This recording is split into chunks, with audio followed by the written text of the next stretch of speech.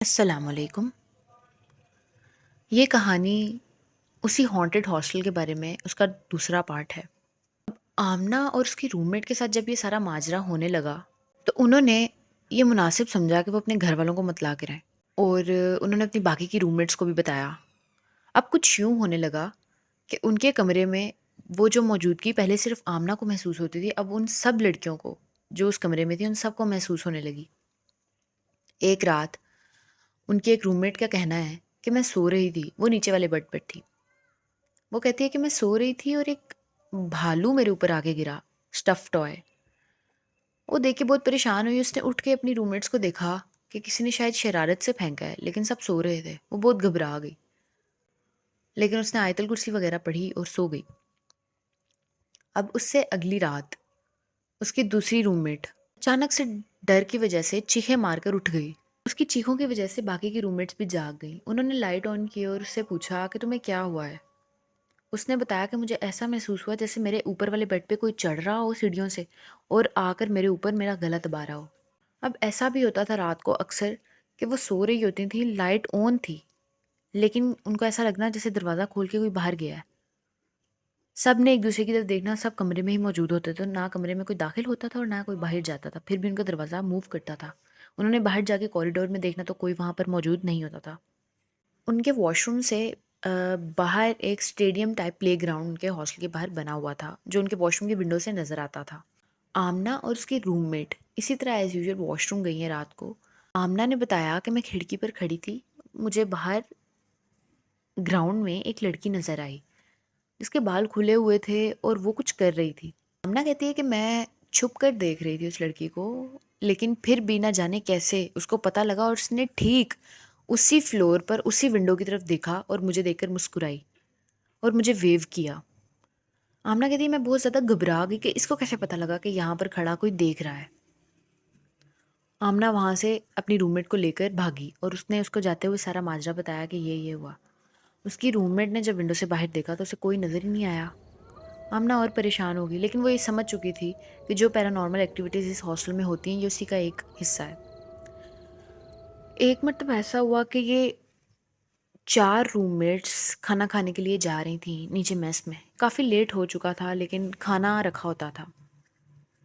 ये लोग नीचे गई हैं। इनको जाते-जाते सीढ़ियों में एक लड़की नज़र आई।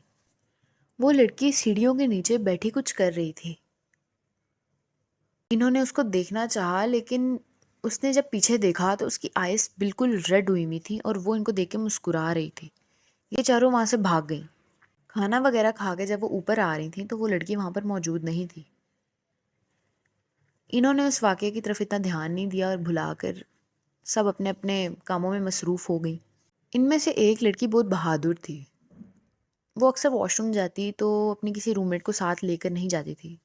वो इन चीज़ों पर बहुत कम यकीन करती थी। सर्दियों की रातें थीं, सन्नाटा था हॉस्टल में। वो उठी वॉशरूम जाने के लिए। जब वो वॉशरूम से वापस आती है तो वो कहती है मुझे ऐसा लगा कोई चीज़ मुझे फ़ॉलो कर रही है। मैंने पीछे मुड़कर देखा तो कोई नहीं था। वो फिर चलने लगी। उसे फिर ऐसा महसूस हुआ उसके कदम के साथ कदम मिला के कोई चल रहा है।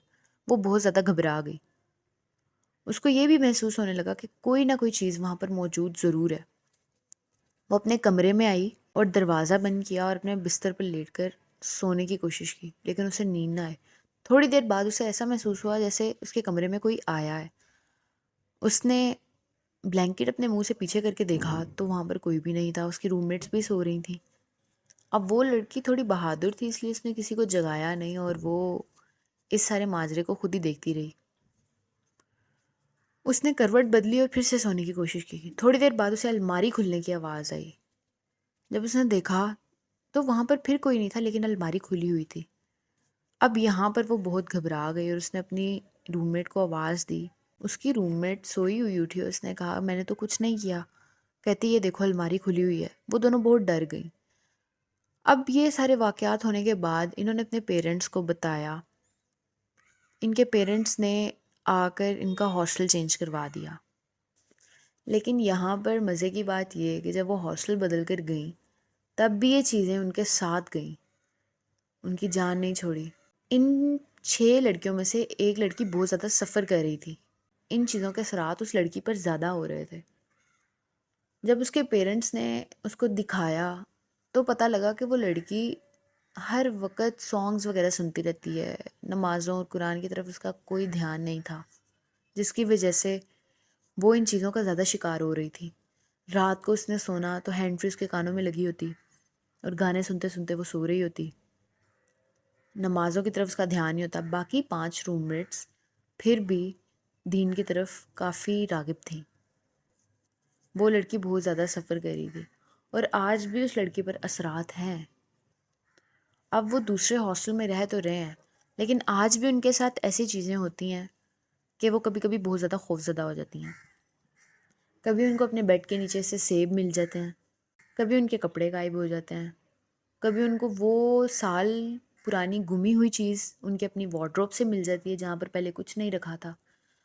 तो इन सारी चीज़ों की आदत अब उनको हो चुकी है और वो अब इतना ज़्यादा ध्यान नहीं देती। तो ये थी हमारी लाहौर के हॉन्टेड हॉस्टल की कहानी। उम्मीद करती हूँ आपको पसंद आई हो। अगर आपको ये कहानी मेरी पसंद आई है तो आप इस पे सपोर्ट दिखाइए, इसको लाइक, सब्सक्राइब और शेयर कीजिए। अल्लाह हाफ़िज़।